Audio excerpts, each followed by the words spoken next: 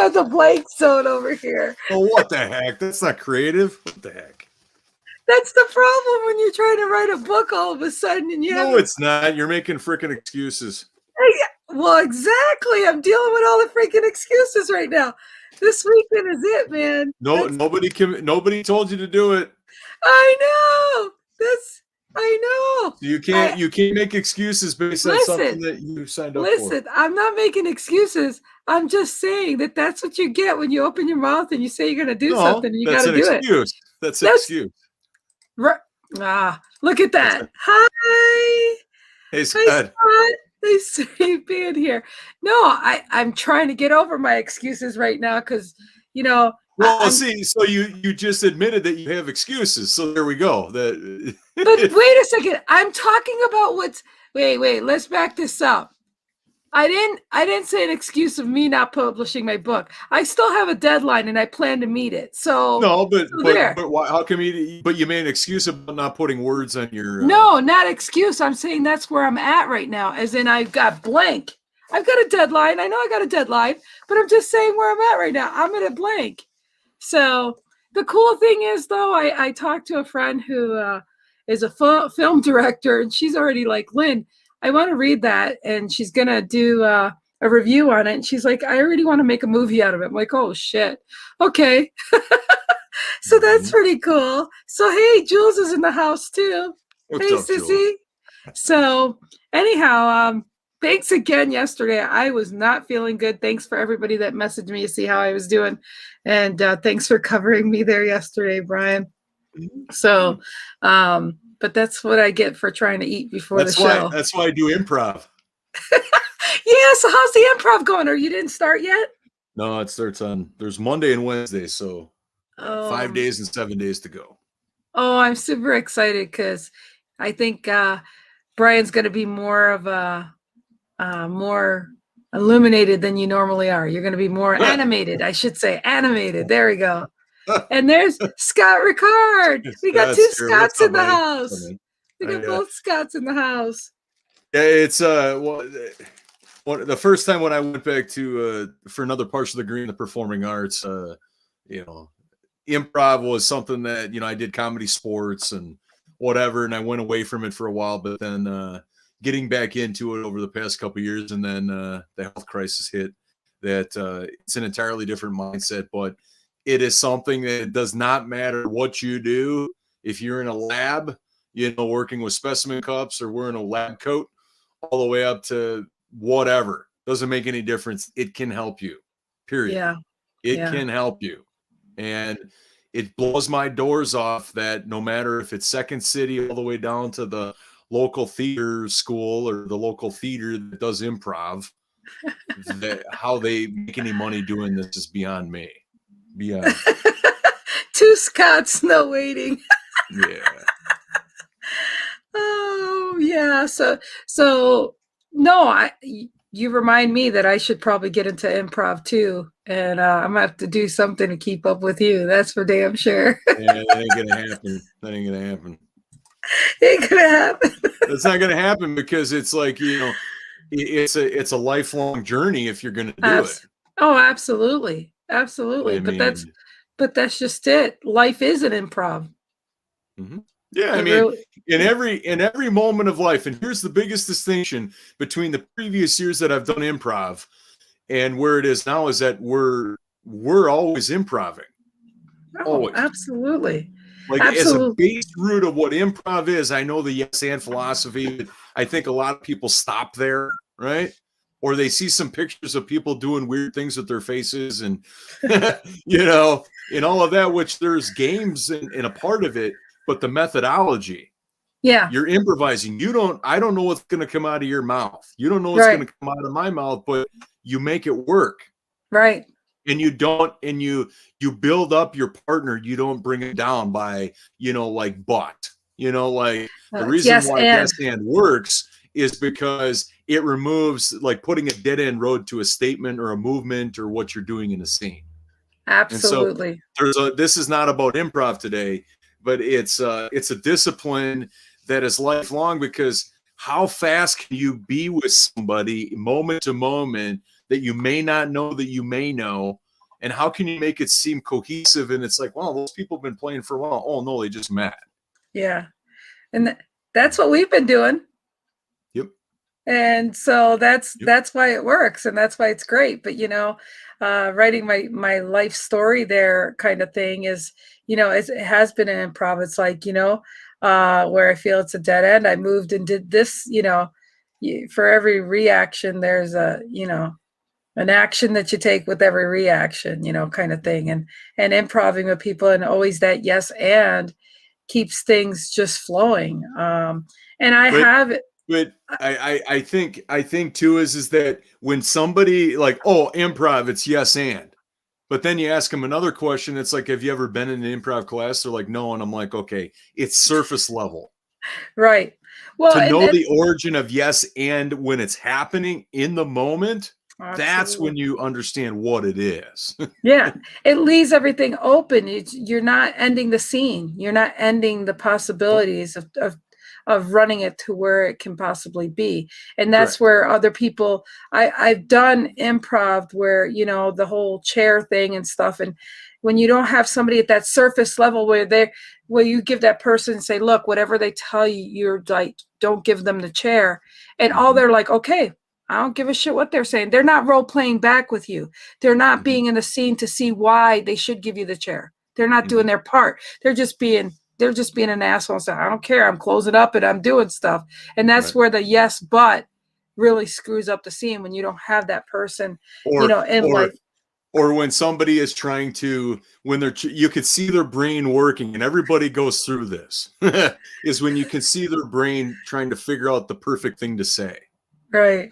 Versus saying what there is to say, and that's just what's there. Right. Right. And anybody that is a logical thinker, anybody that is like, type A personality, all of that, improv doesn't make sense to most people. Right. Because you're in a space where you could say white chocolate coconuts. Somebody's like, well, that doesn't work, or that doesn't make any sense, or whatever. And it's like, improv is not meant to make sense. No. Improv is a skill that you do, and then you bring actors, you bring a suggestion from the audience. Right. The things that the audience doesn't expect you to say is what's funny. Right. Yeah. Yeah. And I think that's why we work out so well, is because we just go ahead with the flow. And it is the flow to work off of things. Like when you say things and I just start thinking about something else and we share it, it's just like, it's what flows. It's what goes. Let me share context, and then we'll get into today's session. Is that, imagine you go to a comedy show, and the comedian, as ridiculous as it sounds, he tells you all the jokes he's going to share on a sheet that he submits to everybody in the audience before his show. Would that be any fun? Of course not. Right. Now, if you were a logical thinker going into a comedy show, like, okay, I know what time it starts, I know what time it ends, and if you were able to, would an improv show ever be successful if somebody went into it managing every moment as far as he's going to do this, then he's going to do this, then he's going to say this, and then he's going to do this, and then we all go home? It's predictability that doesn't go in improv. Yeah, correct. Yeah. So it's like, you don't know when a laugh is going to come, but you're present to what's happening on stage. Right. Right. And in my opinion, improv, with the current set of lenses I have about it, we improv every day. And it's like, how much do you value harmonizing with another person in this day and age through a camera lens? Absolutely. Absolutely. And the beautiful thing about it is that to not set judgments or limits on what something can be. Obviously, in the improv world, it's going to be like a scene, whether it's short form or long form, whether it's a topic from the audience or whatever it might be, is to not have a ceiling as far as what a relationship can look like, how much fun the scene can be, how close it can be bring people together. That's priceless, in my opinion. Absolutely. Absolutely. If you were to put limits on, like, hey, how much fun is our show going to be today? Well, why not just do the show and have fun doing it? Absolutely. Yeah. Why are you jinxing yourself? Yeah, the perception and the preconception is really can be a downfall. Yeah. So absolutely. You know, So and it's like, okay, yes, to some degree, our lives are like, okay, if we're granted with another day, we're going to wake up, we're going to do this, and do this, and then fall asleep, and then do it all over again, right? But when you're paying money to go to see something, isn't random better? oh You shit, know, yeah. like there's, you know, you're engaged in a scene when it's like, so give me a topic. Okay, Fargo, North Dakota. You know, it doesn't have to make sense to be funny, because when people are able to take whatever the suggestion is based on what they're working with and the type of scene, Yeah, it's fun because there's no failure. How many absolutely. places in life do you go somewhere where there's not failure? It's a safe haven to be. Yeah, So anyhow, I love improv, and I can't wait to start it on Monday and then next week, Wednesday. that's awesome. And it's at nighttime you're doing it? Yeah, there's the Monday course, the Monday course 2.5 hours, and the Wednesday course is all about creativity, and that's a Nice. 3 hour course for five sessions, I think. So yeah, I love people that can do improv, because it's not it's not in my makeup. I'm the read the end of the book kind of person. Yes, right. Yeah. You Oh, know, and that's fun. here's the thing about it, Jules, is that it's not everybody's cup of tea to hop on stage and have people laugh at them. I fully get that. To me, but in also, though, coming from a person that suffers from anxiety and depression, it's there's a lot of studies out there that it helps with that. Yeah, You yeah. know, that you're able to take your broad focus and, like, I need to get all this stuff done, and the brain wants to do all these things, and it has to focus on one scene, what the Yeah, words that's are, yeah, the motions. I can relate when I'm trying to write a book. So yeah, I can relate to that. I think we need to put it out there, have a tally sheet. Maybe I got to create a tally sheet. How many times Lynn references her book, and then every time we have to take a drink of water, I got coffee here. uh, well, yeah. Okay. Anyways, so putting out the fires, upsets in your life. Day 3, Yeah. being real about the possible solutions. Yep. You know, the whole point of this is, I mean, you know, the first day we had to acknowledge that there is an issue, and then yesterday is, how do we communicate, right? Yep. Obviously, there's a part of even able to having somebody communicate with you to get to a point of communication, but Right. then today it's like, okay, what are the possible outcomes? Which I think is kind of some of the pre-work that you do when you reach out to somebody, because there's something missing, there's something unresolved, Yeah. and I think that the biggest part in that phrase is being real, like the real part about possible. Like, you're gonna go from the nth degree of, like, I want this person in my life, and we're gonna be amazing together if we're friends or whatever, or I just want to reconcile this and never speak to this person again. Yeah. I think And that you have to have both of those, you know, avenues or horizons in your mind and ready to go. right. And I think that's the problem with a lot of relationships that I see going on right now is that so many people drag the inevitable out. Oh, They yeah. prolong, they prolong or don't deal with the situation of it being a perpetual problem Mm-hmm. that is just you're either going to deal with it or you're not. And so many people put these things under the rug.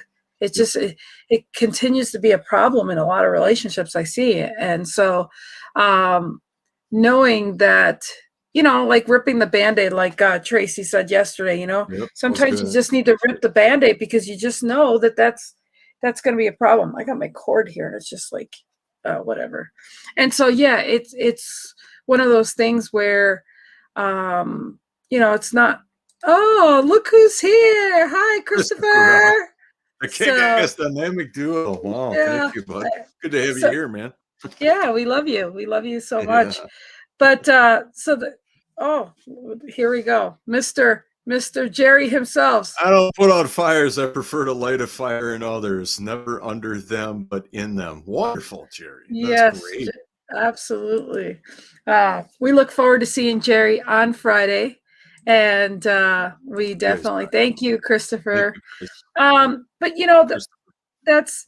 that's the big deal is that people don't realize that I mean, some topics are so difficult, and some relationships. I mean, you got a lot of good things going on, but then it's the things that are not good in the relationship that you keep prolonging, and you keep thinking it's going to get better, and it doesn't get better, and you let certain things weigh more than others. But again, whatever, the splinter is a splinter, and that thing, when it pusses out, when it's ready to come out, it might not be a pretty picture. And so, that's the point of time now. We don't have the value of time to be wasting for the inevitable. And like you said, you should have a conclusion. Is this worth dealing with? Are you going to keep bringing it up? You're going to patch that road that keeps getting all pitted up and bumpy as shit, and just keep covering it and wait till it's just a big old bump till you crash on it. I mean, it seems to be a big problem in a lot of relationships. I mean, people know. Go ahead, Lynn. If somebody's not happy in a relationship, or you're both not happy in the relationship, but you keep talking about what's inevitable and you're not doing anything about it, that's a freaking problem. That's, Mm-hmm. Well, because everybody's comfortable, and I think to some degree that I can speak to this, and maybe I don't want to speak for all of our viewers, and thanks to everybody catching our show today. But it's what you don't want to face is what you need to face. I love it that way. Exactly. That's what I'm saying. You're comfortable. You don't want to rock the boat. You don't want to hurt somebody's feelings if you're the one that's kind of leading the charge. But I think a lot of it is just within not having the gravitas, not having the, and obviously this is the whole accumulation of everything that day by day, moment by moment is leading up to this. Mm-hmm. Right. No wonder why it's difficult, and it involves feelings and whatnot, because it whenever that moment happened where you were frustrated, and then it was like that pot boiling scenario, right? Right. Well, now the pot is boiling over, and now something's going to change in a radical way. You're going to move away from this person. They're going to move out. I mean, I don't want to make this all about like intimate relationships, even with friends, right? Mm-hmm. Is that it's like, the worst thing you can do is nothing, or feeling like they're going to do it, or put it on them that they need to do it. It's just like, well, where's your freedom in that? Right. And like I said yesterday, that people need to realize that you got to get through the uncomfortable position so you could have the peace in your life. And Christopher even just echoed it here with, yes, run towards the uncomfortable to gain confidence to tackle more. Absolutely. But that's the thing. No one realizes the how necessary it is to get through the situation in order to find peace or resolution. Saying here, being real with the possible solution. It's not possible solution. It's got to be a solution to me. It's got to be a solution. You can't say, oh, we'll possibly break up, or we'll possibly patch this up, or whatever. I mean, like, you need to have it in mind that it's either a go or it's not a go. Like, you have to be, you have to be real. Like, you have to get real with this shit. Like, let's just be real. And that, that's why I love our show, Real and Raw. It's like, you have to get uncomfortable to be comfortable, just like Christopher said, and I think that's the part we forget, that we should go into every situation and say, what's going to be the resolved in this? Just, like, good example, it sounded like earlier I'm making excuses for the book, but the point is the bottom line is I'm like, I gave myself a deadline. I'm going to get a book out, and that there's no getting out of that for me. I don't care if I publish a book that says A, B, C, D, or whatever. The point is I'm going to publish something. I'm going to focus. That's the end result. I could keep talking about this. The part that holds me back about that is that you keep talking about it, right? It's just like, I get it, and I get that it's a big feat, and there's a lot going on, and there's stress and there's nerves. It's like, just how I'm wired is like, until just like what Jerry says, like, I don't want you to talk about it, I want you to do it. you know? Exactly. And So, that's basically why I bring this up using this as an example, because at the okay. end of the day, that by the time it's published, I want people to say that I had these feelings. I had these feelings of like, what am I doing? You know, you need to focus on what you should do and not what you shouldn't do. You know, Right. you need to focus on these things. So the same thing with a solution. You shouldn't talk to somebody until you figure out, I'm going to have to possibly walk away from this situation. Hmm. Or, Yeah. you know, you have to have that, what is it that you want out of this conversation, or you're wasting your time having the conversation. Well, I think what a lot of people do is that number one, they won't be no nonsense and authentic about their feelings, free of meaning, right, or free of Right. the emotion. But number two is that to lay all the cards on the table and be okay with wherever it goes takes a certain type of person to do that. Right. Not But I'm just, everybody's wired to do that, but one thing that'll always serve you well, if you're the one that is in control of your words, your language, your feelings, and you being assertive to not waste right. anybody's time. Right. You'll never regret doing that. Right. You know, but here's the thing. I think that when you're able to analyze or go back in your brain without the thinking or without the analysis paralysis kicking in, where the things that you could have did better on, the things that you did good on that didn't work out, right? When you're able to be content in your own mind and in your own being that this just didn't work, and the more granular, the more simple, free of any meaning, emotions, backstabbing, finger pointing, Mhm. any of that, you're able to move on because you've done the work on yourself to get there. Yep. That's a great point. when Exactly right. when people hold on to all of this, it's like they're number one, something resolved, but it works two ways. They have to work on themselves to get complete, but then also though how that person appears to them needs to get complete. Right. And like And something, also even if they've communicated with that person, or in this society that we live in, people just kind of like, well, I'm just going to ignore your messages, or I'm not going to respond back to you. And it's like, really, come on, freaking people, let's grow up, right? yeah, Like let's literally grow up, right. you It's know. just like Christopher always says, you got to jump. You got to jump into the situation Yep. and say, you know, I'm going to land on my feet on this, you know? And, and I mean, gravity, of course, wins most things. But, the point is if somebody else jumped out of the plane and you take a chance to jump out of the plane, most likely you're going to land just as fine as they did, I I mean, think it's just, I think that's why it's difficult for people that we hear these words about passionate and real and raw and authentic, and it's like I don't think people, they don't know what to do when they run across somebody like that. yeah, Once they derive at those words in their brain that this person is exuding that behavior, and they've seen it more than once, so it's not a fluke, they don't know what to do right. because Well, it's rare. right. Like somebody that is lives their life out of integrity. They tell it like it is. They don't make people wrong. They don't. The way that we live our lives is kind of like until somebody shows up a certain way over and over and over again, we don't know if the words that are coming out of their mouth are actually real or not.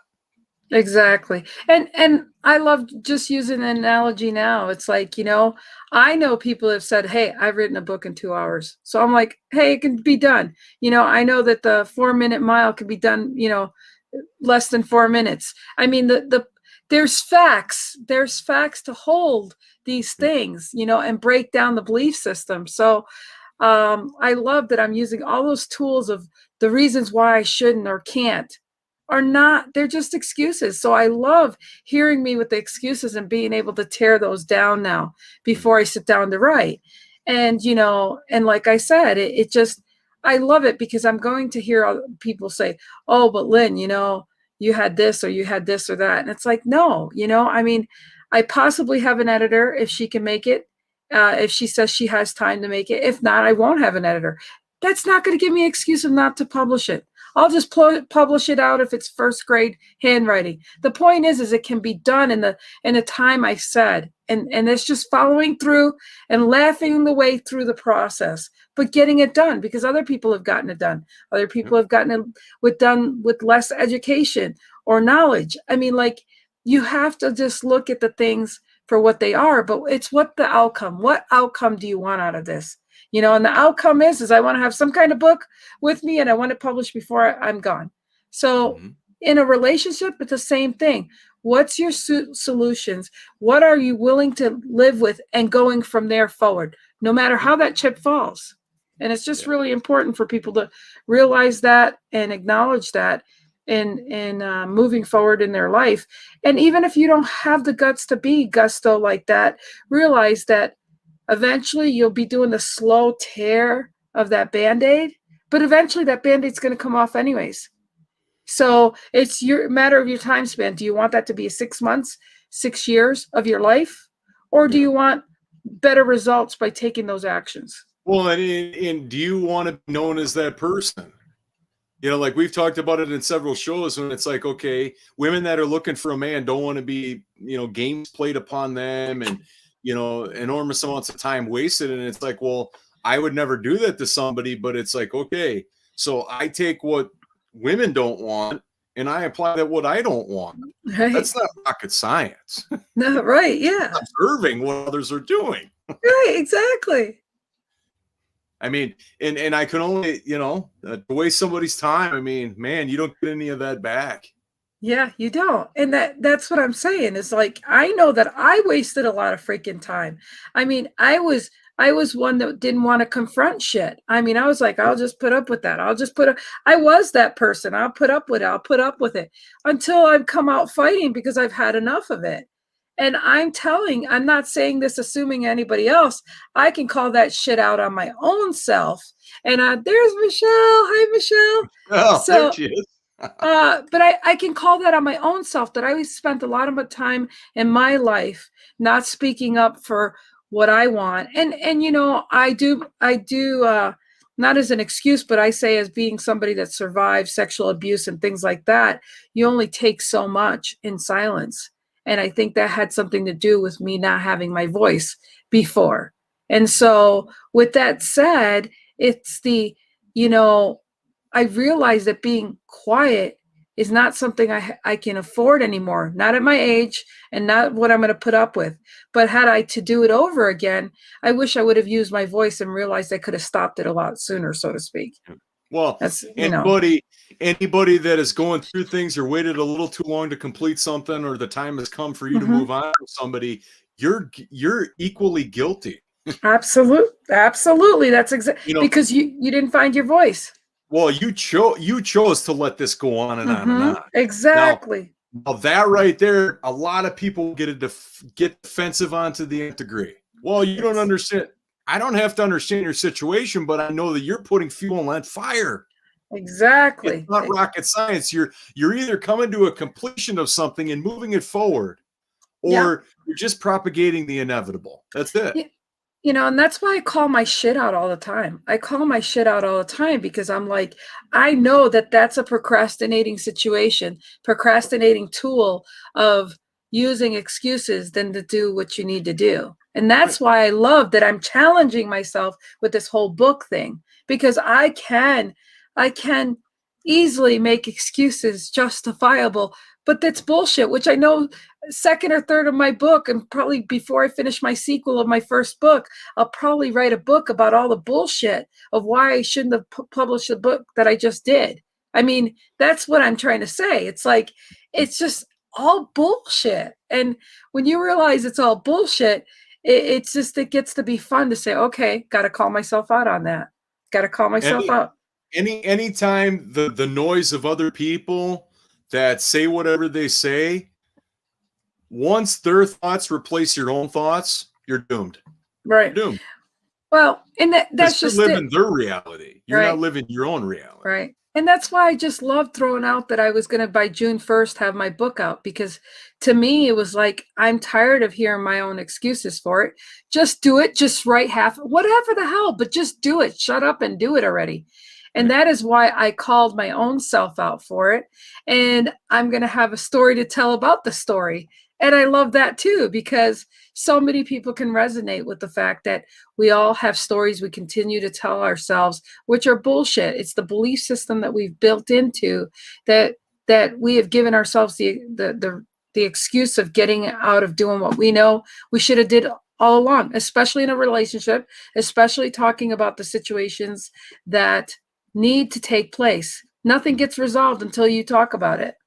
No, nobody will ever make you wrong for wanting to complete something. Now, they have to be in agreement if they want to complete or not. Now, Right. I know that not everybody communicates with people in a authentic and upfront manner. You know what I mean? Yeah. Some people want to wiggle around the truth. They don't, they want to play games with it. They want to, they don't want to man up. Like for me, this might be a little abrasive, but it's like if somebody does not want to complete something, like just straight up, let's complete this, let's have a conversation and move on. To me, it's cowardly. Yeah. That it's just like, hey, could it be uncomfortable? Sure. I mean, maybe that's where I see it differently, because I'm okay with with talking about uncomfortable matters. This just reminds me, there was this girl, she had asked me to be part of her organization or whatever. And, and then I realized that we didn't get to talk about some of the things she wanted to for a little bit. And I just had this feeling, I'm like, I don't think she wants me to be a part of this, but that's good because I didn't want to be a part of it anyways. But it was so funny. I finally said, look, let's find time to talk right now. And I said, so I called it out before she even did. And we did a video chat. And I said, listen, I know you don't want me to be a part of it, but Lynn, let me explain. It's all right. I already knew. I already figured. But Lynn, but it's all right. It's all good, And it was just like she already had her excuses, and I didn't give her a chance to give me my excuses. I just called it out, said it's all good, and we're done, And so I just get a chuckle out of it, because so many people, we always feel like we have to give an excuse as to why, and you don't need to give an excuse to why. Just say, hey, it's just not going to work out for me. And leave it at that. The reason why people do is because the reason why people give excuses because they would have to be accountable then. Yeah. They would actually have to be accountable to talk to somebody without making them wrong, because the only way that a completion happens is when it does, like through both parties, right? Yeah. Everybody feels heard. They may not agree, but you move on. Right. But the personal accountability is not where it used to be in our society. No, right? A lot of people don't keep their word. A lot of people don't realize that, and I mean, I've been a little guilty when I've been flippant to somebody, say, yeah, I'm going to sign up for that product and I'll do it whenever, kind of thing. But I know that they haven't been urgent about it neither. But what I'm trying to say is, like, try to keep your word to somebody if you're committed to do something or whatever. And yet people don't realize that until it's been done to them. And they're like, oh shit, like when I heard the other day somebody say, oh, the way you buy from somebody is the way they buy from you. And I was just like, oh yeah, that's funny, because I bought a lot from you. I don't see you buying shit from me. But again, talk is cheap, right? There's a lot of cheap talk going on right now. So that's why I said, I don't give a shit. I'm telling you, I'm going to have a book published. It might not be the bestseller, it may not be, but it's going to be done. And it's keeping your word and showing who you are. It's so transparent how many people don't. I got a call from a lady a couple hours ago, and obviously with the way that phone calls are and the way people communicate, usually the phone calls you receive or try to sell you, I don't know, whatever, Miracle-Gro or who knows what. And and obviously they take local numbers, so it makes it look like it's legitimate, right? Right. And so this lady called me, and I said, and I've learned from my past and training is that if you answer the phone, and because if it's automated, is that all they're doing is it looks like a radar, right? Where it's like just dialing numbers at random and then waiting for that voice. And they have a certain delay built in where if you're on longer than the delay is, then somebody will come on live, right? Right.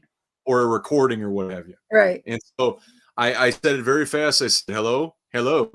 And the lady's like, is this Brian? I'm like, yeah. And I'm like, what's this in regards to? And I said, are you trying to sell something?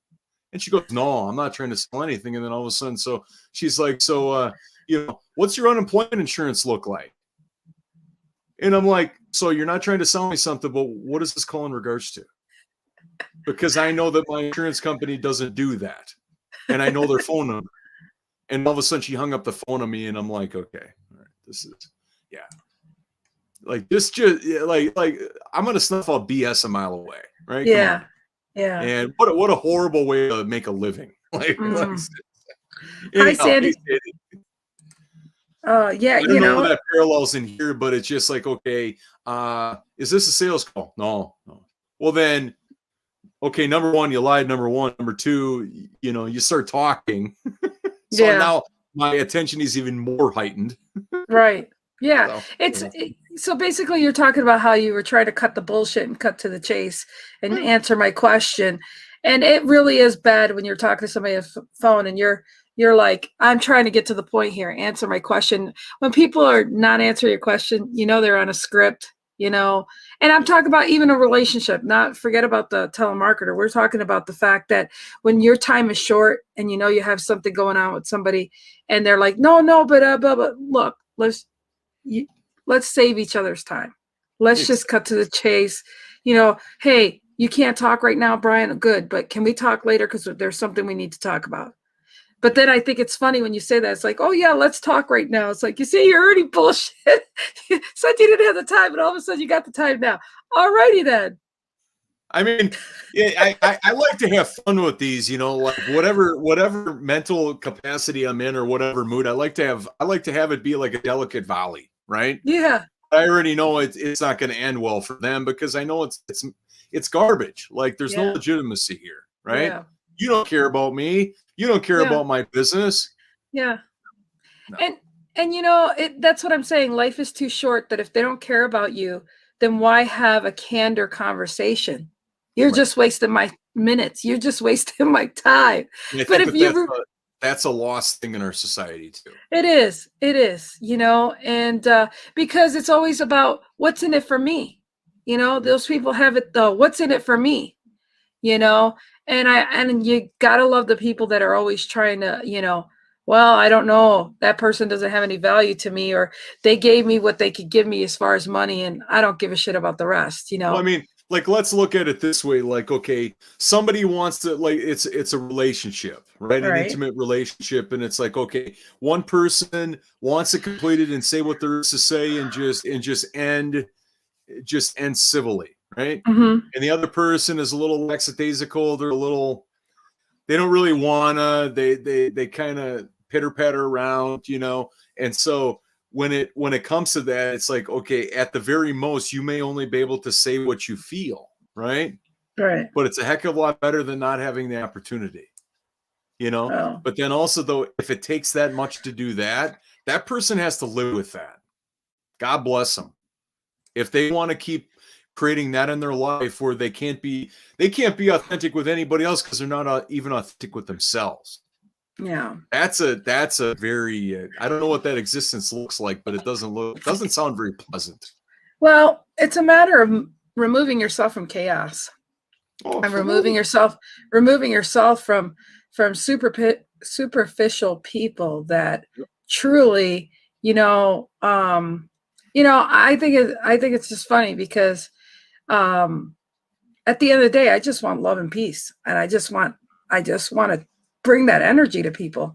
And some people are just not willing to have that energy. They're uncomfortable with that energy being around them, and I'm fine with that. But I'm not going to stop having my energy because of them. Right. Yep. Yeah, I fully get that. You shouldn't have to, if you're doing everything that you want to do, and here's the thing, a lot of times you might be the only one. All right. Because you want to complete this for your own health, your own well-being, and move on, right?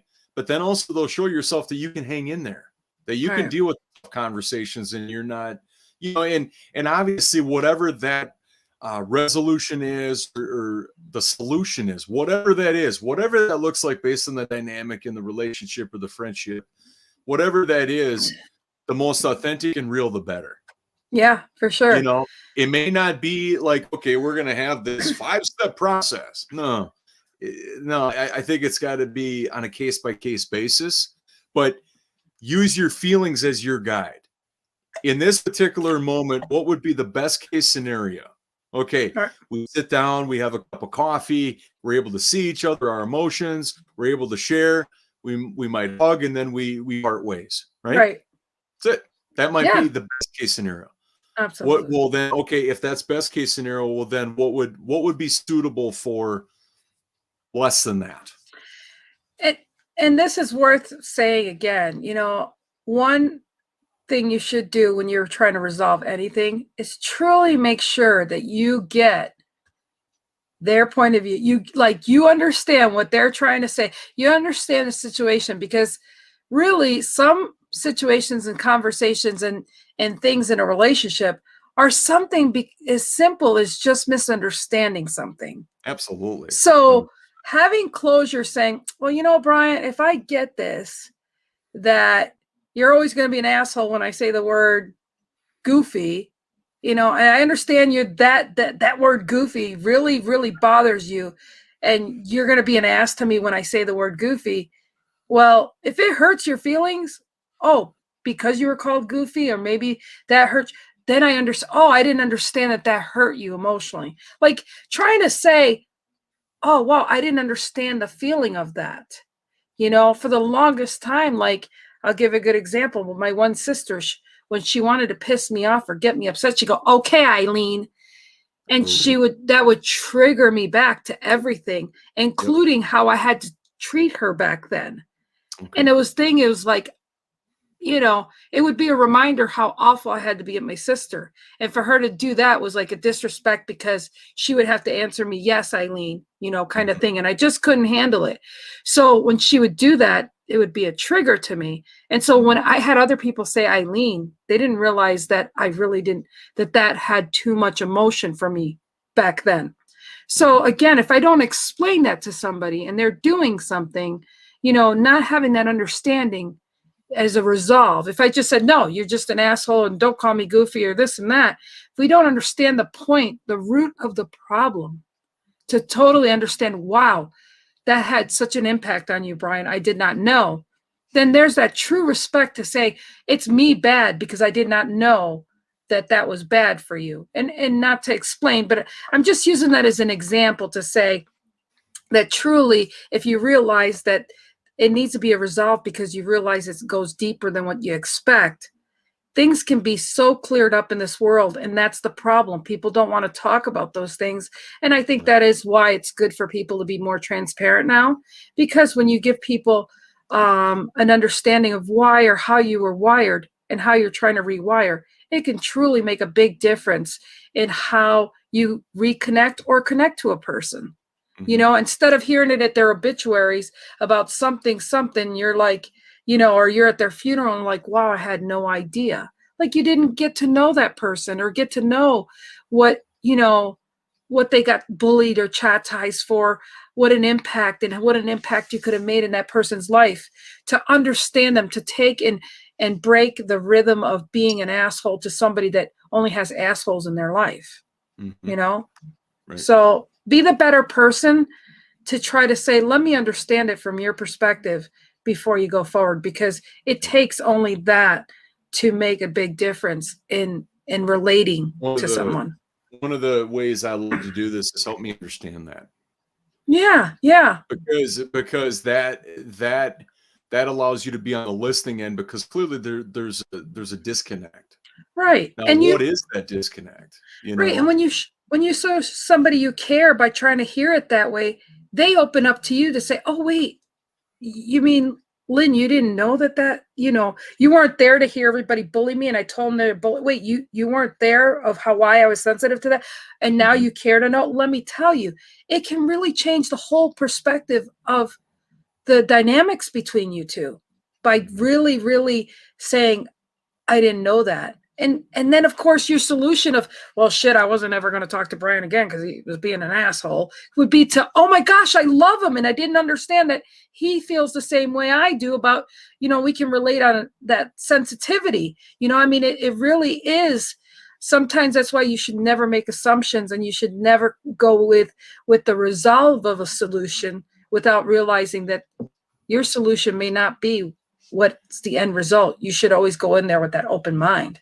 Right. I think too is that when you ask somebody, help me understand this, is that it puts them in a position where that they're uncomfortable with, because now they have to share what's up in here that you can't see. Yeah, because right, or what's in your heart. Right. And if somebody is playing games, they're beating around the bush, it's just very I don't know, immature, if you will, right? If they're doing that kind of thing, it's like, okay, it puts them in a space of like, help me understand this. I really want to connect. Now they're going to do one of two things. They're going to play it off like you're joking. They might walk away, or they might tell you, right? Like right. If you're able to get into a space of somebody where they actually took the time to actually meet with you, that says something, right? Because they could easily disregarded or ignored you. Right. But if they actually meet with you, it's a peaceful place to be in, because you just want to know. You just want to know. You want to connect what it is for them. Sandy says, I just had this happen.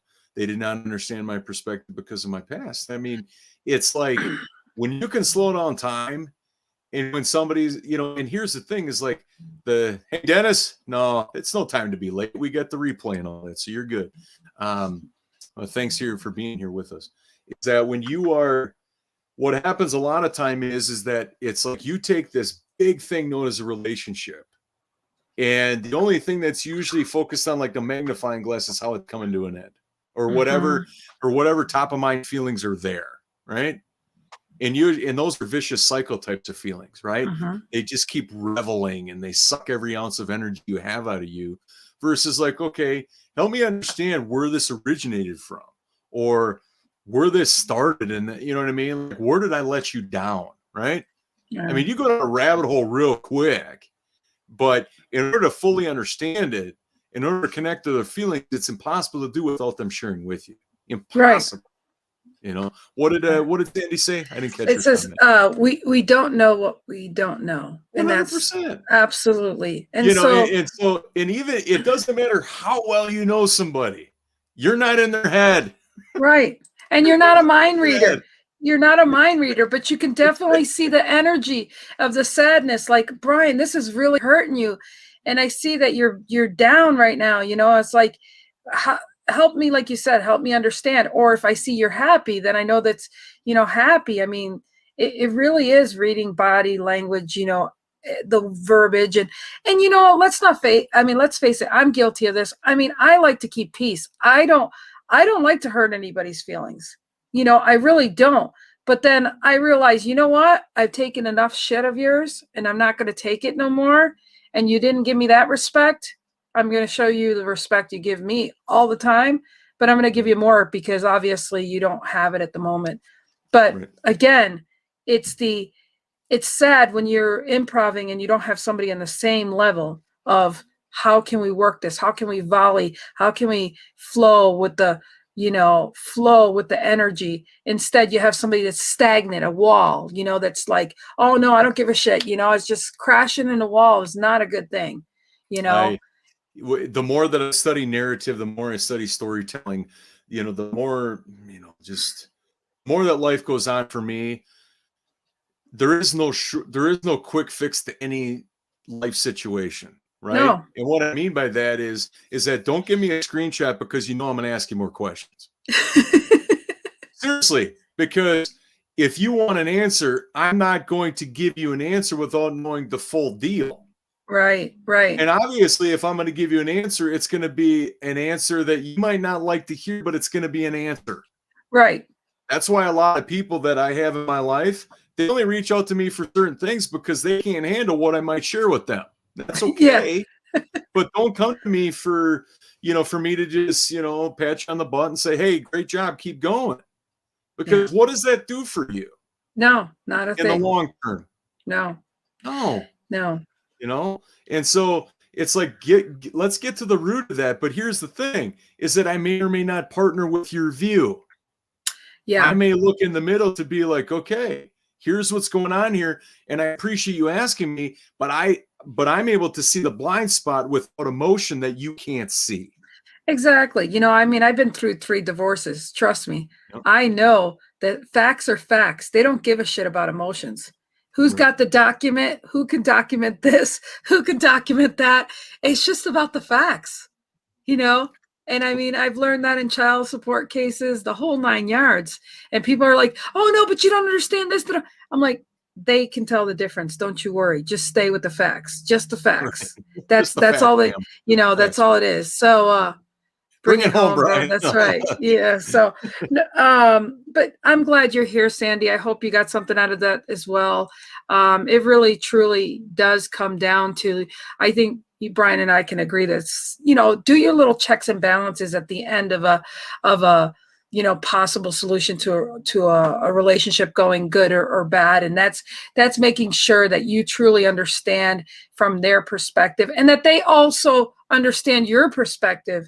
If you're not dealing with somebody that's not open-minded to see it or hear it or respect your perspective, Houston, you might have a little problem. That's what I'm saying. A relationship that's half-ass ain't worth having at all. I just half-ass. You better write that down. Half-ass for Jerry. Well, yeah. Gotta put it in there. I just had a donkey, a certain type of donkey pop into my head. But I'm serious, people. You just got to realize that you've got to assess the situation. If you're in a relationship that you're all in and this person isn't all into improv or to do what's best for your relationship, how many times have you been in a relationship? You go back to the relationship, and you realize that you were discorded and you didn't try, like you didn't try to resolve it, and then you're trying to make it up and go back to that relationship. That shit don't work either. Because, but it can work if you both miss each other and you both, realize you were wrong and how petty and all that. And we've talked about that in the past. But the point is, it's really, really important to speak now, forever hold your peace, and make sure that you can walk away from that situation and say, yeah, we just couldn't agree to disagree. There are 2 more things that are just top of mind for me right now. You can never go wrong with taking the other person's point of view. No. You can never go wrong with that, because obviously what got you into this position is some indifference of some kind, right? Right. It could be major, it could be minor. But as Lynn mentioned a little bit earlier, when you start digging in deep, you find out it's like, whoa, it was one occurrence on one moment with one thing that stuck with that person, right? And it's like, holy crap, like there could be a relationship in jeopardy over this one unresolved matter, right? So, right. But the difference is that person has to feel that you want that. Right. If it's just like, if it's bottom of the 9th and 2 outs and you bring that up, might be a little too late. Yeah. Because it's not authentic to them that they feel it. Number 2 is that possible solutions. Here's another way to look at it. If you've done everything that you know to do, if your heart is telling you that you've tried everything, right, to resolve this, all the way from the way that would make you feel the best, all the way to just I did all I could. Whatever that solution is, where you can honestly say to yourself and walk away proud that I've done everything I possibly could to resolve this. If you can honestly say that to yourself by your actions, you've done everything you possibly could. You don't need to be disappointed anymore. You don't need to try anymore, because you've exhausted every possibility. And know that you should not have this conversation or finalization or a relationship like that until you're ready to put everything on the table, or to talk about it. Because back in the past for me is sometimes I didn't have the ability to, articulate myself the way I should. Yeah. And so then I always would have the regrets of, I wish I said this, I wish I said that. So, taking a moment to take stock of all the avenues and all the feelings and all that, and then put it on the table, that's what you should do, so you don't have those regrets, for sure. Yeah.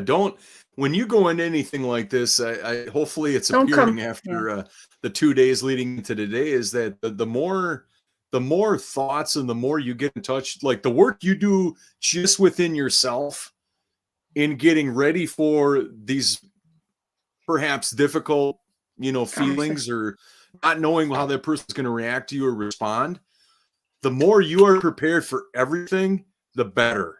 Because your main goal is to get it resolved, but also though along the way is that you're doing this for you so you can move on, right? But in the process, there is no checklist of things you need to do. Right. You're going to be present. You're going to be clear about why you're here and why this is important, right? But your cadence and your tonality and one is not going to be aggressive. It's going to be in a space of discovery and of truth and hopefully of clarity. Right. That you can get the clarity you need to not let this happen in the future. So it makes you a stronger person and a better person. But also though, it's like that you're admirable, if you will, right? That even though it didn't work out in this situation, is that you're a person that is a good person. Yeah. You know what I mean? Like you're owning this experience. Hey, I take ownership. This didn't work out. When you're able to say that without tearing up or whatever, there's nothing that you can't do. You should not be disappointed by what happened or how it turned out. And Brian, I can say, looking at you and saying, and I'm very proud of you, and I'm very proud of you because that's what you did in that relationship, and that's just it. You can always feel good saying it just didn't work. It wasn't the right person. And I mean, you can say that unequivocally, feeling like I'm telling a lie. I'm not being transparent. Instead you're coming out a better person to have better skills for the next time you're in a relationship. Well, thank you, Lynn. And here's one more thing I want to have everybody ponder before we send you on your way today, is that you either do this on the front end, or you might potentially have years in the future where you're going to regret it. Absolutely. That's what I said earlier. Because if you do it, I mean, how much value or how much of your life are you going to give to something that, number one, has already happened? Number two, you can't change the outcome. Right. So would you rather take the time right now and to give your all? So it's like, if you literally never talk to this person again, you're going to be okay with that? Or is that going to haunt you? Are you going to live with that? Right? Because I don't know about you, after doing that, as painful as it was, as hard it was to get the words out in that moment, I have no regrets. Right. Now, for those matters that are unresolved in life, how much time are you going to allocate? Years, months, whatever it is, of something that you have the opportunity to do before it's complete. And that's what I mean. I mean, it saddens my heart every day when I know so many people are in relationships that are been broken, that are broken, that continue to be broken. They will continue to be. And yet people stay in those situations. And because they don't we are not talking about that big ass elephant that's taking up the whole damn room every day and getting fatter and bigger. And yet, I think you owe it to yourself and to your life and to everyone around to talk about those topics and resolve them and say, either stay in it or get out. And yes, Dennis, it is sad. It is. And, that's why a couple of my relationships, I knew, how the hell am I going to get out of this? And it took me a while to get out of these situations. But, to do it all again, it is what it is. And it's taught me a valuable lesson. I wish I would have learned a long time ago. But again, going forward in any relationship, we hope that you have better grips of realizing that it's not if it's going to happen, but it's going to be when it happens in any situation. And so don't sit there waiting, look up in the sky and be like, hey, no, no, I don't want to get into it, but this is not the law of attraction type stuff. Yeah, exactly. You got to take action and you got to go through those uncomfortable places to get to the happy place. But here's the thing is that let's look at the outcome. Let's look at the long term, right? That's right. And that's why I shared about, like, look at the, if you just complete it all the way to the best case scenario and then reverse engineer it from there. Right? Absolutely. Absolutely. Yep. And so I'm glad we talked about this, Brian. I agree. We do need to get out of here, but you guys, Yes. as always, we really appreciate you. We love you. We will see you on day 4, and we're getting soon. We will have Jerry with us. Woo. I'm so excited. All right, you guys, I love you. Just remember, like Brian said here, reverse engineer. Just know what you want the outcome and work backwards. Every time you forget why you're doing it, remember the reasons why you have to do it. You have to do it because once you get over that hump, the rest is done. And today's hump day. So we'll leave it at that. Bye.